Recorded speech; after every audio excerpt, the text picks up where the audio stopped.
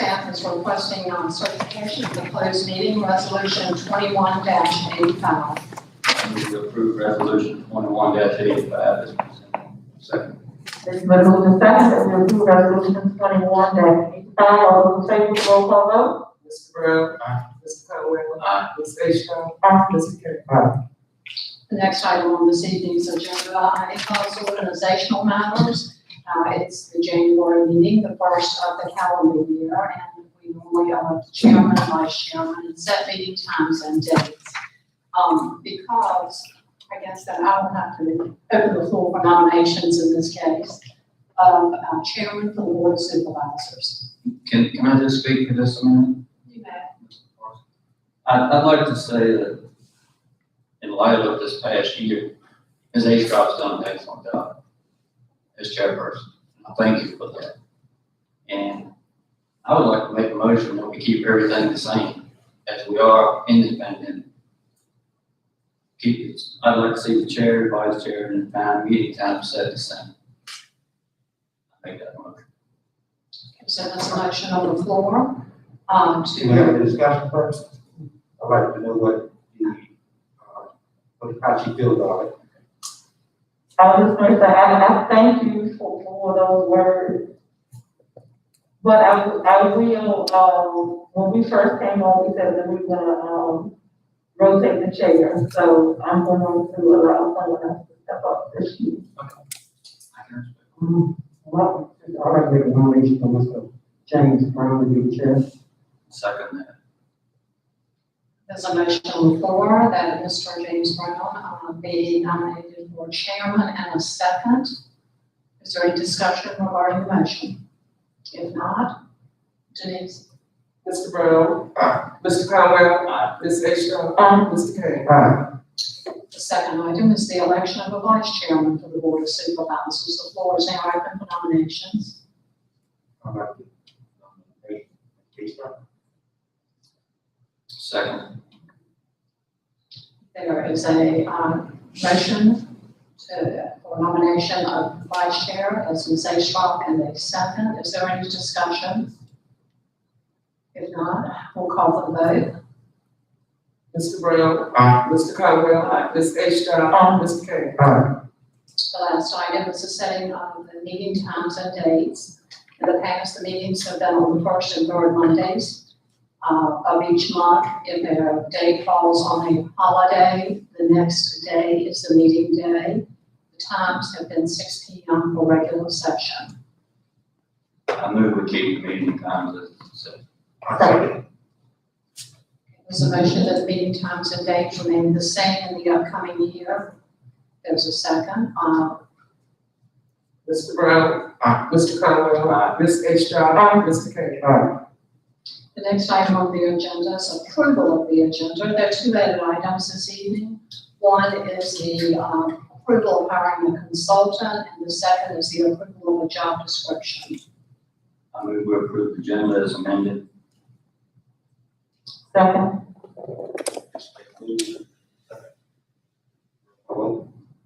Mr. Brown. Aye. Mr. Conwell. Aye. Ms. Aisha. Aye. Mr. King. Staff is also requesting approval of the consent agenda. It consists of the minutes of the December 21st meeting, budgetary matters, warrants, and resolution 21-90, personnel matters resulting from closed session. I move we approve the consent agenda as presented. Second. It's been moved. It's been second. Give a roll call vote. Mr. Brown. Aye. Mr. Conwell. Aye. Ms. Aisha. Aye. Mr. King. Aye. There are no public hearings this evening. We have one item with an appointment. It's Mr. Ron Jenkins. He's the Executive Director of the Virginia Loggers Association. And Mr. Jenkins would like to speak to the board in regards to tax relief for logging companies. Mr. Jenkins?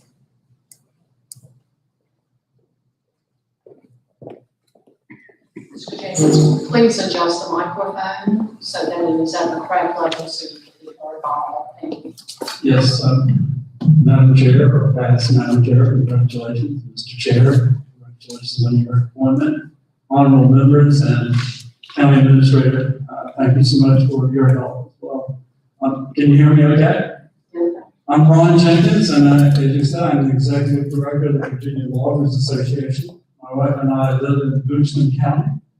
We represent a trade association that represents primarily logging businesses, but also many other members of the forest products industry. And we are statewide. We are here today, and the purpose is to basically officially ask for your support to exempt machinery and tools taxes and personal property off of the forest harvesting equipment. And this was a very important bill to us that came through the General Assembly. I'll give you some background on it. I had made this request earlier, and there is a law that has taken place. You will have a copy of that.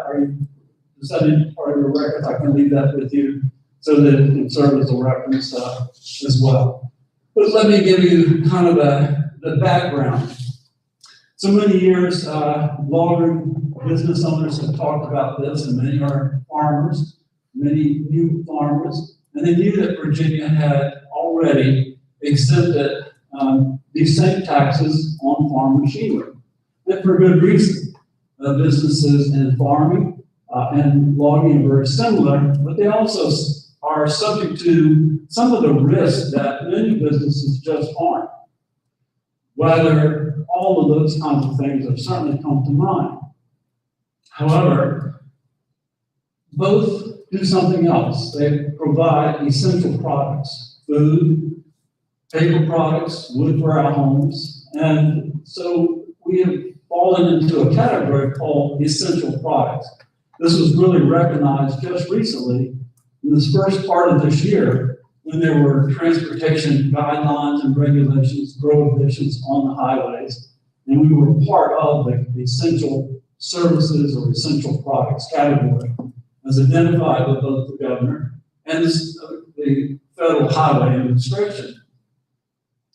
We also have some other very similar characteristics in common, that is markets. And you can imagine that food is something we all have to have regardless of the economy. Wood is sort of the same way. You probably can best relate to that with paper towels and toilet paper this early part of 2020 when the shelves were very empty of many of those products. So when the market does turn down, give housing for an example, it really affects the logging business tremendously because there are really no other markets for them to turn to. So their production goes down, or they either have to go out of business or find some other way. One more connection between the two is that the equipment is single purpose. It is solely used for one occupation. It cannot be taken out to another type of job or other type of industry and put to work. It just doesn't happen that way. So what we did was to take all of these conversations, and last year in 2019, we went to the one organization which essentially represents 33,000 farmer producers in Virginia, the Virginia Farm Bureau. We talked with them, and we had many discussions. We had several counties that took that conversation into their formal process of resolutions, and they developed their legislative agenda. They went all the way through, and all 270 of their elected officials at their annual meeting voted unanimously to say that our logging and harvesting business were very similar to farming. So therefore, let's support them and get this law into effect that would essentially exempt logging equipment or forest harvesting equipment. So that's kind of the background. We have lots of support. And we also have the traditional forestry associations, Forest Products Association, Virginia Agribusiness, and we had VACO, Virginia Association of Counties, that supported this effort. We had a law that was put into the books, and the General Assembly unanimously supported it and became law on July 1 of 2020. Let me give you just a slight update. We've had some very, I'd say, good success since then.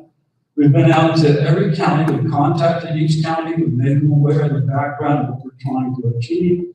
And we have 10 counties that have actually amended their, they've adopted the state law and they have amended their tax ordinance to exempt forest harvesting equipment from machinery and tools and personal property tax, which is the same language that you would find for farm machinery. And it appears in 58.1-3505. So those counties, and one I'll just read them out to you. Some are very close neighbors to you. But Allegheny, Bath, Bedford, Brunswick County, just recently, Campbell, Goochland, Highland, Pennsylvania, Rockbridge, and Wythe counties have all now exempted. We have a meeting next week with New Kent County, and we got to that with Dinwiddie County, and we're in discussions with many others. So we think and hope this year will be a larger number, great number of counties that can take care of this for us. So our ask for you is to please adopt an ordinance or revise your tax ordinance that would adopt the state law and exempt these taxes that we mentioned from forest harvesting equipment. And I appreciate your time. I thank you for listening to me. I'm happy to, if you'd like to use this. If you will give it to Ms. Banks. I will, yes indeed. And I would also like to introduce one of your local men, thank you very much, Mr. Richard Short, who is an active logging business owner, and can give you some of the details of the life itself of being a logger, if that's okay with you. Thank you so much. Thank you. Thank you.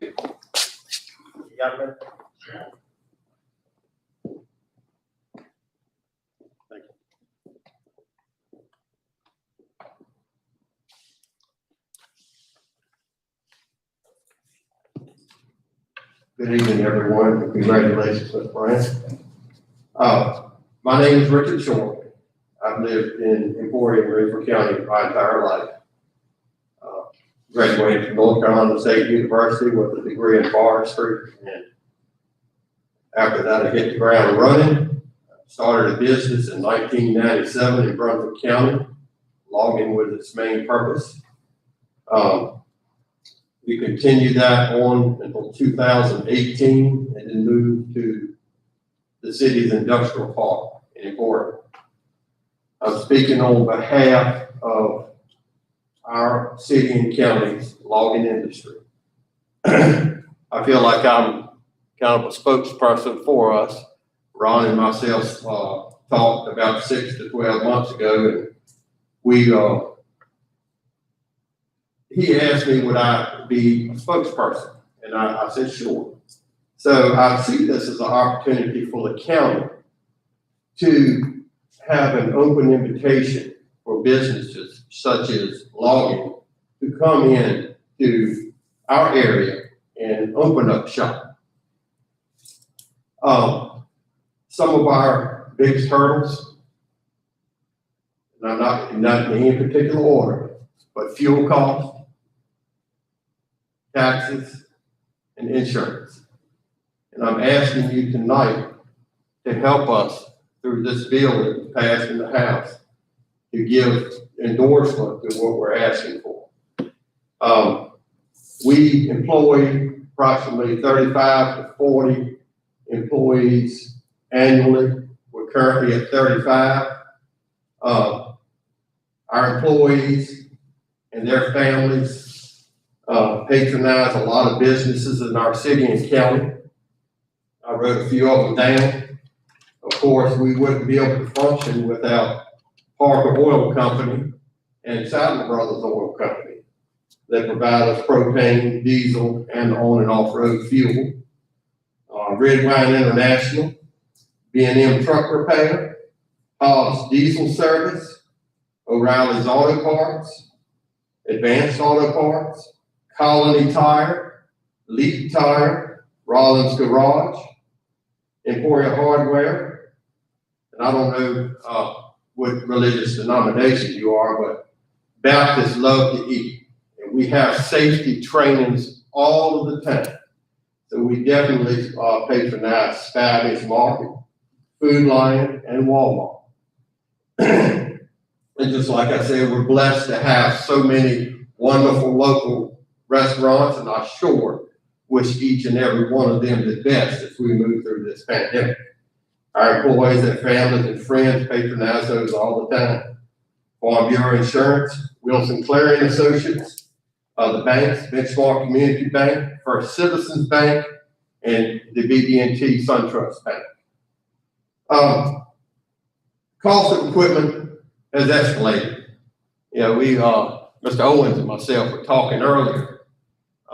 When fuel was 35 cents a gallon, it was hard to make a living. And now it's a whole lot more than that. So any kind of concession that you could have for us would be greatly appreciated.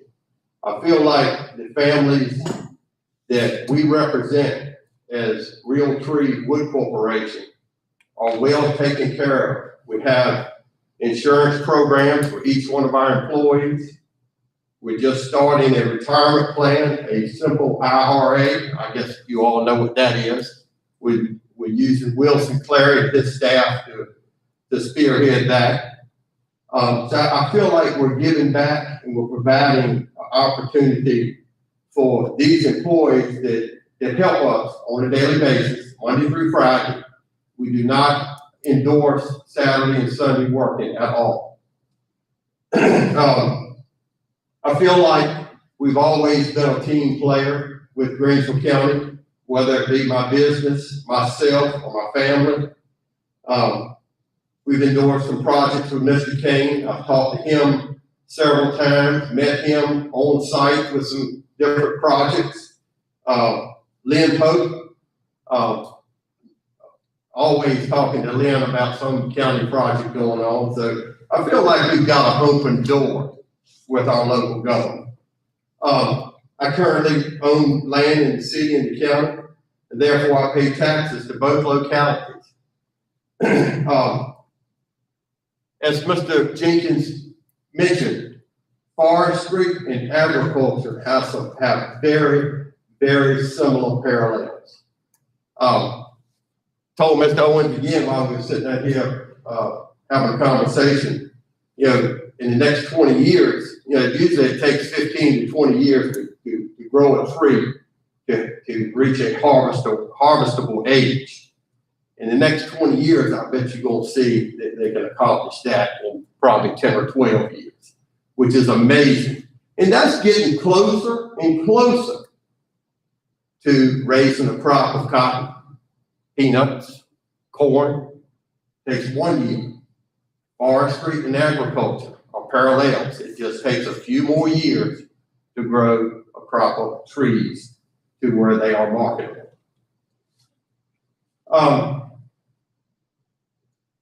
The tax relief on forestry equipment will definitely lessen the financial burden that current timber harvesters such as myself contend with on an annual basis.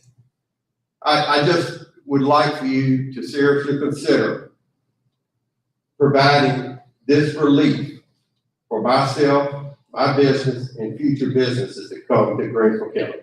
Thank you. Thank you.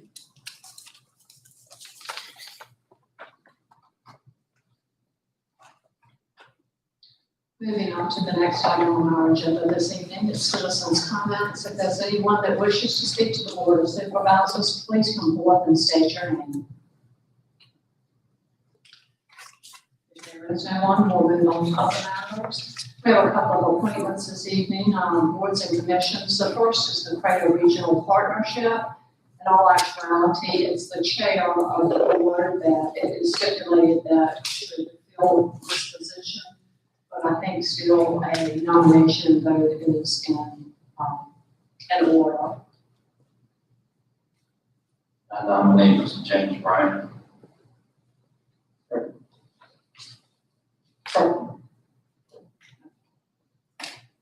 Mr. Brown, Aye.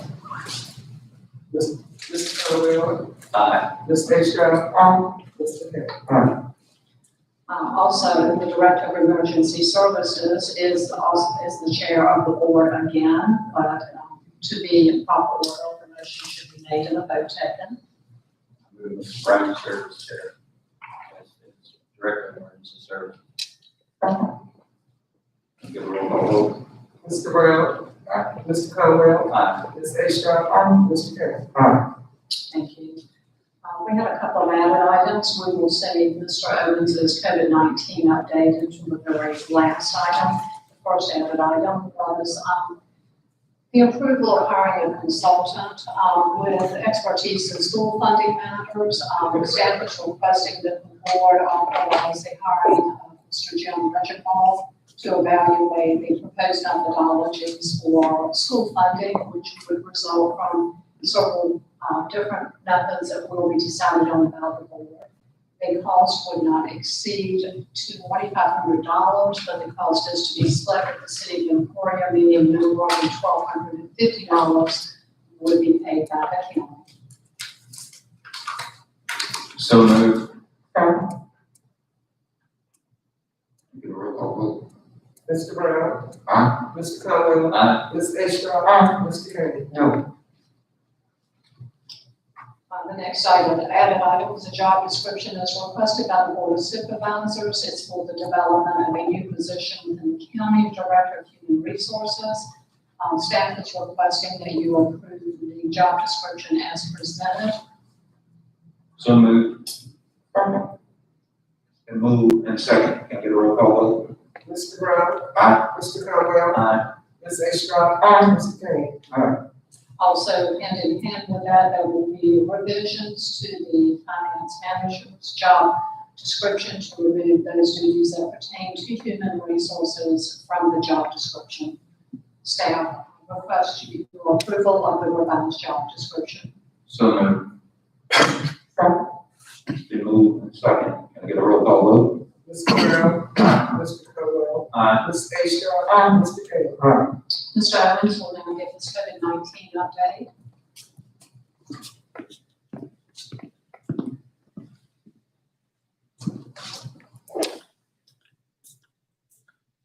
Good evening, Mr. Chairman, and board members.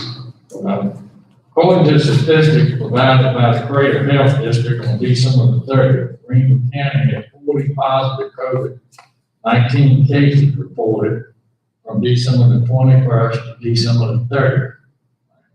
During the same time frame, the city had 29 cases reported positive. The total deaths reported since March when we began record keeping on COVID-19 remained at 15 reported for the county, 27 deaths reported for the city. And staff had planned on conducting 2 separate COVID-19 tests in partnership with Greater Health District in the city of Emporia. However, COVID vaccine events limit our manpower to only one site, and that would be on January the 26th, 2021. And to be held here at Golden League Commons unless the location changes because of conflict schedule. And I want you to understand, in order to vaccinate the first responders, law enforcement, fire, and EMS, the manpower that's at Greater Health has to do one or the other. And Greater Health felt like it recommended, that we cut back in January to one test site. So we will be administering those vaccines to those workers that choose to take the vaccine. And that vaccine will happen, that clinic will happen in our area this week. And we've reached out to law enforcement, fire, and EMS to get a head count so that we'll conduct that. And that will be done in the evening time after normal working hours. The vaccination clinics we want a meeting today, a phone meeting today, and we were discussing the protocol as it will come down in steps to who gets the vaccine next that's readily available. So our plan is once we go ahead from Greater Health to expand that, and we would like to drive-through vaccination clinics here behind the Golden League Commons that work real good for the swine flu vaccination clinics we conducted several years ago. All right. And staff continues to remind citizens to always practice the 3 W's. That means wear a mask, watch your distance, being 6 feet or more apart from people in a group setting, and wash your hands frequently using warm soapy water for 20 seconds or more. And use hand sanitizer when warm soapy water is not available. Are there any questions?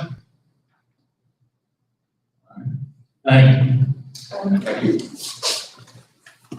The last item on this evening's agenda is miscellaneous matters, waiting staff work programs, and the staff meeting minutes, which were distributed to you without Friday night. If there are no questions, staff would request that you adjourn. So we have a motion, and we adjourn, so.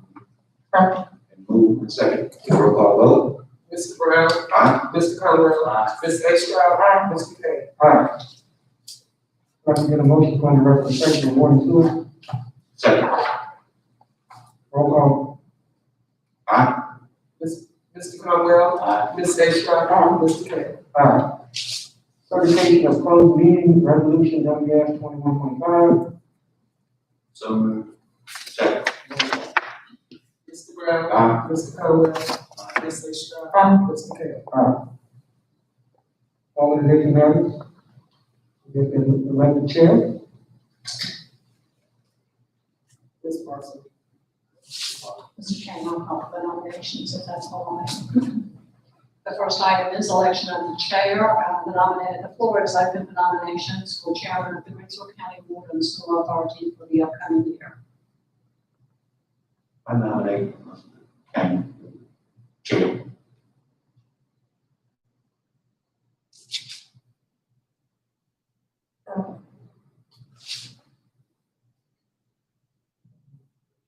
Did you second? Mr. I'm sorry. Okay. Anybody else? There is a motion and a second on the floor that Mr. King remain chair of the Water and Sewer Authority. All those in favor? Mr. Brown. Aye. Mr. Conwell. Aye. Ms. A. Stroud. Mr. King. Mr. King, would you mind starting that? For the vice chair, I would like to nominate Mrs. Aisha. I would like to nominate Mr. Howard. So there are 2 nominations on the floor there, Ms. Ekstrom and Mr. Conwell. There will need to be 2 votes. Any other nomination? Second. Conwell, Mr. Conwell. I'm sorry. I'm sorry. Second, Conwell. Maybe second. Okay. We have 2 names right here. First, those in favor of Mrs. Aisha for chair. Roll call. The vice chair. Mr. Brown. No. Mr. Conwell. No. Ms. A. Stroud. No. Mr. King. For the vice chair nomination for Tony Conwell. Motion. Mr. Brown. You're voting on Mr. Conwell as vice chair. Yes. Yes. Mr. Conwell. Ms. A. Stroud. Mr. King. No.